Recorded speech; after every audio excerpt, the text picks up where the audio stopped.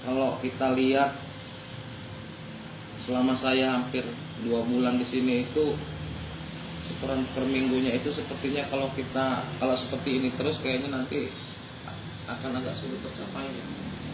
Target PAD kita ini tahun ini 1.165.000.000. Jadi setiap minggu itu kita harus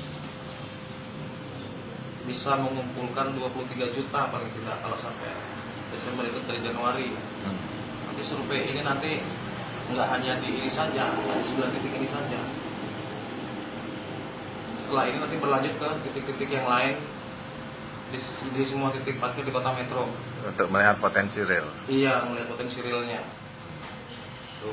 Kalau terkait jangan pemecahan itu gimana Bang hasilnya? Nah, jadi poin yang kedua tadi,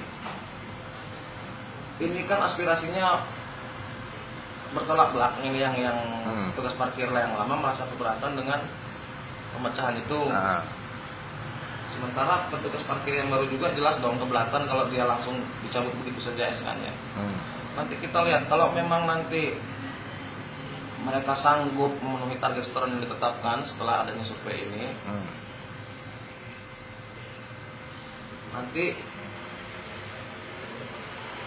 ada kemungkinan SK yang baru ini nanti akan kita batalkan karena mereka sanggup.